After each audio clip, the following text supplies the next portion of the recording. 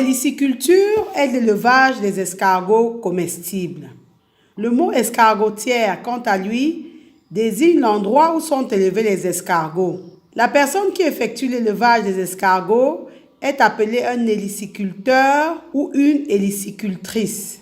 AgriTV Web est allé à la rencontre d'une hélicicultrice, Madame Ève Blanche Quémonier. Avant de l'écouter, nous souhaitons vous parler de l'héliciculture en général. L'escargot est une espèce faisant partie de la famille des gastéropodes. C'est un mollusque portant une coquille. L'élevage de l'escargot ou héliciculture est une activité très délicate car l'escargot est un peu fragile. Il faut le savoir avant de vous lancer. Le taux de mortalité des escargots est très élevé. Il est dû aux maladies, aux vers, aux prédateurs, etc. et tourne autour de 50%. La demande en escargot est très forte dans le monde. La France est un des premiers consommateurs d'escargots. Il existe plusieurs espèces d'escargots. Les plus gros peuvent peser jusqu'à 450 à 500 grammes, avec des pontes de plus de 200 œufs et une durée de vie moyenne de 5 à 6 ans. Il faut savoir que 3 facteurs ont un impact significatif sur la tenue d'une ferme à escargots.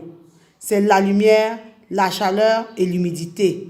En effet, les escargots sont sensibles à l'hygrométrie, c'est-à-dire à l'humidité de l'air, à la luminosité et à la température. Ce sont des paramètres à surveiller en permanence et c'est ça qui rend cet élevage-là un peu difficile.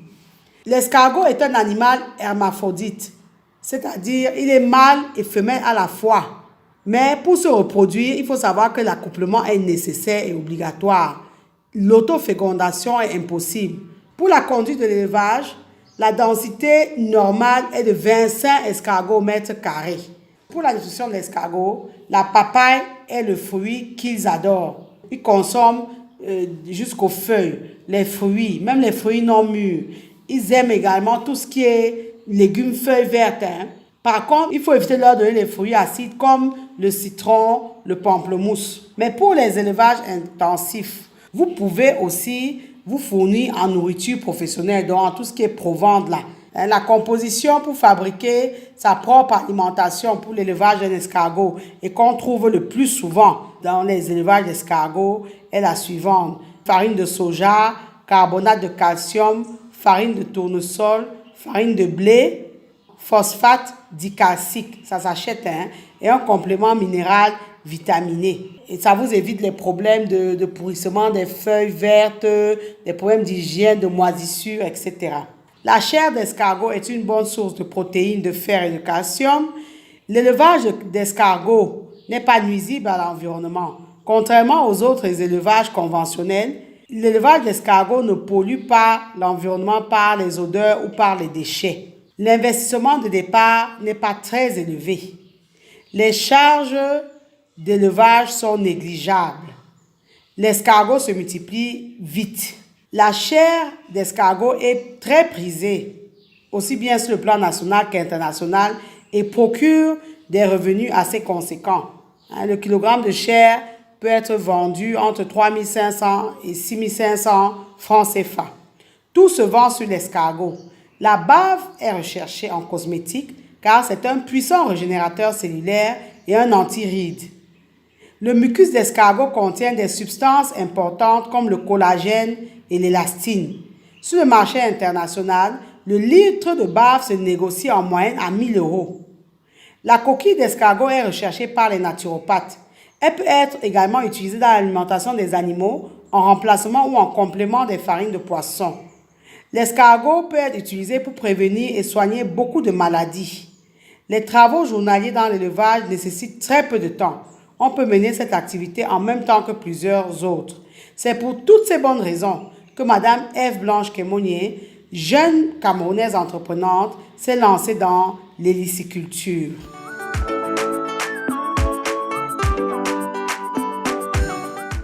Salut à tous, je suis Ève Blanche Quémonier, jeune entreprenante camerounaise, résidente à Douala, capitale économique du pays. Par le passé, j'ai eu à faire d'autres activités, notamment assistante de direction, hôtesse de salon, VIP dans un aéroport de la place. J'ai même également voyagé j'ai eu à faire de la ligne de Dubaï. Mais je me suis dit, j'ai senti en moi qu'il manquait quelque chose. Passionnée de l'élevage, je me suis dit, mais pourquoi pas faire découvrir à l'Afrique, au monde entier, ce que c'est que l'héliciculture, qui est notamment l'élevage des escargots.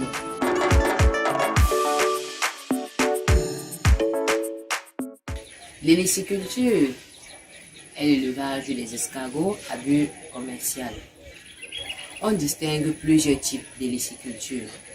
En première position, nous avons l'héliciculture à ciel ouvert, qui est beaucoup plus pratiquée en Occident, parce qu'il dispose généralement de plus de fonds et de plus d'espace. En deuxième position, nous avons l'héliciculture en bâtiment, comme le nôtre, comme celui de notre jardin, qui est généralement fait dans des enclos. Question de gérer avec le peu d'espace qu'on a. En troisième position, nous avons l'héliciculture mixte.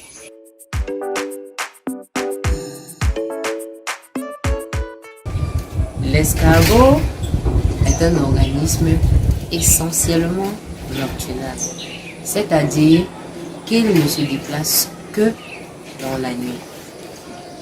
Il est hermaphrodite. Les escargots sont herbivores à tendance omnivore. Ils se nourrissent beaucoup de feuilles de papaye, de feuilles de corribon, de feuilles de choux, de laitue, de laitue, de carottes. Ils adorent beaucoup le concombre, les papayes également, non mûres, beaucoup plus, des pastèques aussi. On a noté que si on met des papayes mûres, il faudrait que le lendemain matin, qu'on puisse déjà les enlever. Car une papaye mûre qui passe plus d'une journée attire des fourmis qui pourront être nocifs aux escargots. Il en est de même pour les pastèques.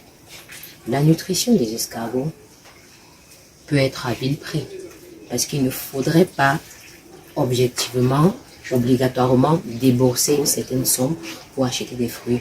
Nous pouvons aller vers ces femmes qui vendent des fruits et récupérer, collectionner des fruits qui sont assez pourris auprès de ces vendeuses. Il est capital de savoir que des aliments acides doivent être proscrits dans l'alimentation des escargots, comme des ananas ou du citron, car il pourrait leur être fatal. Nous devons aussi savoir que les escargots consomment beaucoup d'eau, comme vous pouvez le voir ici. Là, nous avons un peu d'eau et nous avons un peu de feuilles de papaye.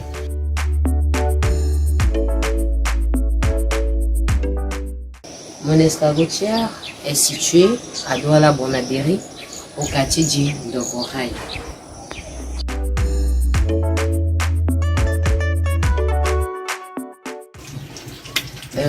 Notre escargotière a 16 loges.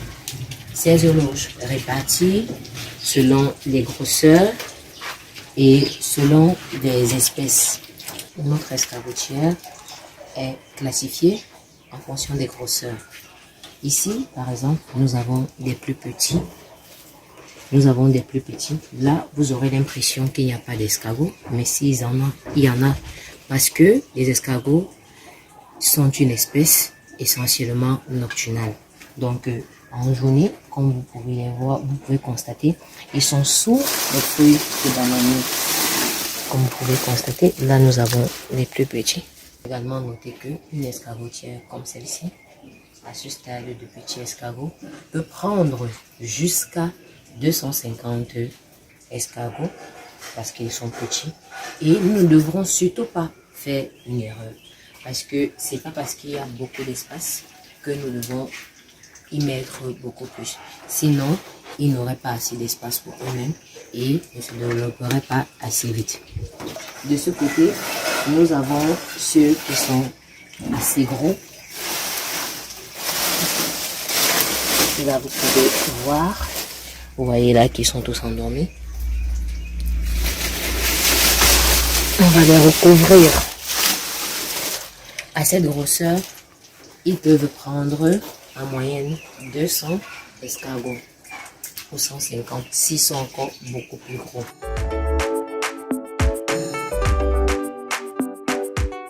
Au Cameroun, nous avons deux types qui sont comestibles. Nous avons ceux à bout blanc. Ceux à bout blanc, généralement retrouvés dans la partie sud-centre de notre pays, et ceux à bout rose, généralement trouvés dans la partie littorale sud-ouest et nord-ouest de notre pays. La particularité entre ces deux escargots est que ceux à bout blanc, de leur nom scientifique, Akakacina marginata, grossissent beaucoup plus vite que ceux à bout rose. Une autre particularité est que ceux à bout blanc produisent moins d'œufs que ceux à bout rose. Et concernant les œufs, ceux-ci déjà sont ceux récoltés sur une partie ce matin. Ceux à bout blanc peuvent produire moins de 100 œufs par an, tandis que ceux à bout rose produisent en moyenne 100 à 150 œufs par an.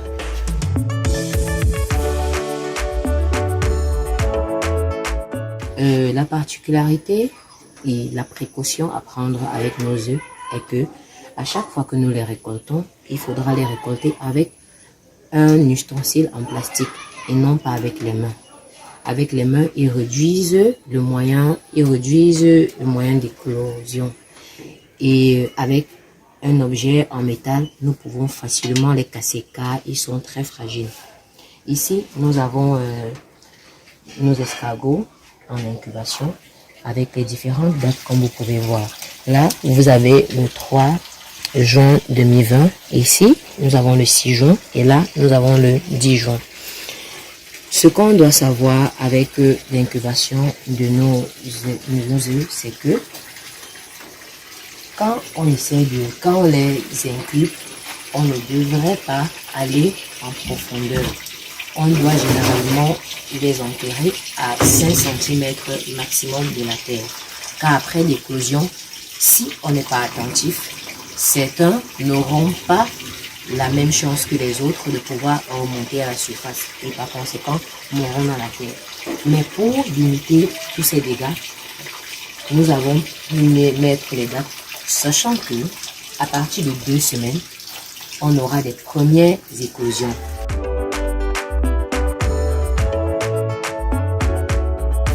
L'escargot est une espèce à plusieurs propriétés, partant de sa bave à sa chair. Parlant de sa bave, la bave d'escargot est très importante du point le côté cosmétique, car sa bave est utilisée dans la confection, dans la fabrication des laits de beauté, des savons, des crèmes de visage. Elle aide également à une meilleure cicatrisation et à une meilleure réduction des vergetures causées par les pertes considérables de poids ou des prises de poids chez les femmes et même chez les hommes.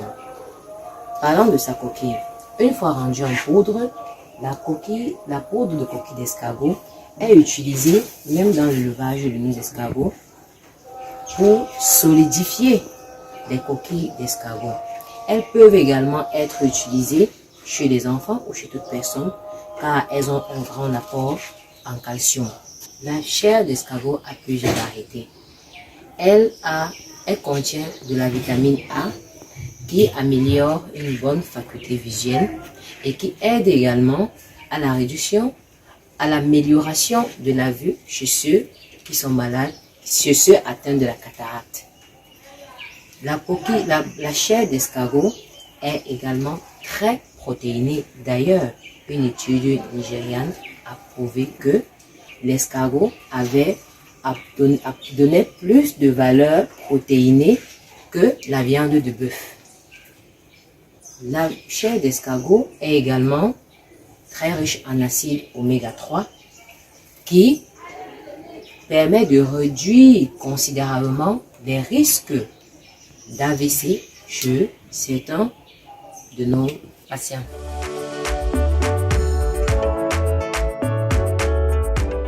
me lever très tôt le matin, à ouvrir chaque escargotière, comme vous voyez, à enlever tous ces fruits, à enlever les fruits que j'ai eu à mettre la veille.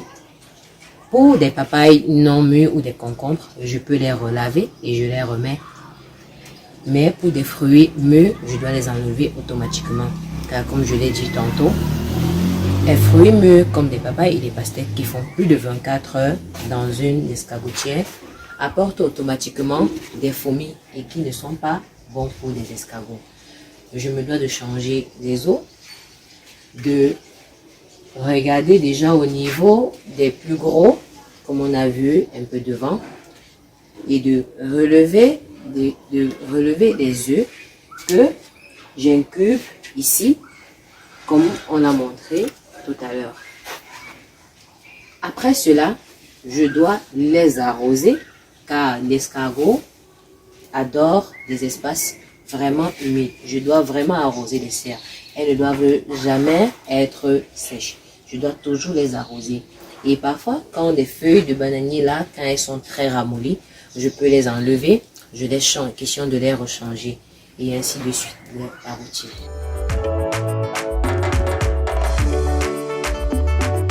Ma transformation est essentiellement basée sur la chair.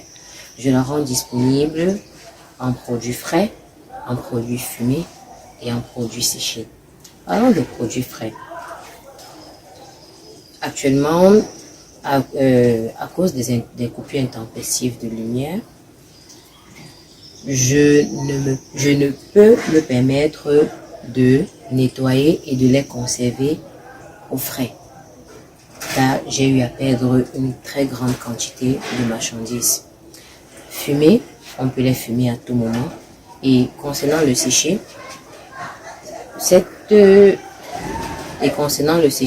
cela est un peu compliqué, car actuellement en saison pluvieuse, je trouve des difficultés à pouvoir les sécher, car j'utilise uniquement le soleil pour le faire. Mes projets futurs, si mes moyens me le permettaient, seraient de m'offrir un groupe électrogène pour pouvoir assurer des coupures intempestives de lumière et un déshydrateur pour pouvoir sécher mes escargots en tout moment. Question de satisfaire ma clientèle partout dans le monde.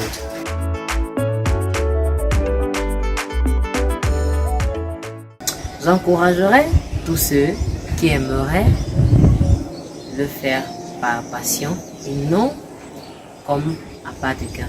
Nous espérons vous avoir donné envie de vous lancer dans l'héliciculture.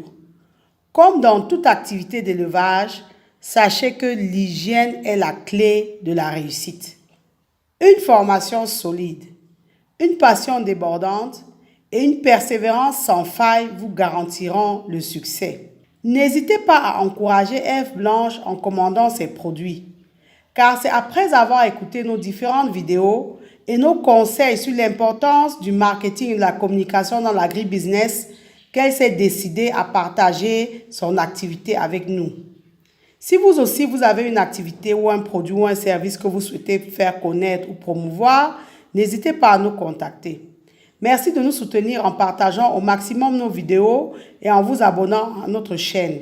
C'est l'intérêt que vous témoignez à notre chaîne qui justifie notre motivation. Maintenant que vous savez, agissez, place à l'action.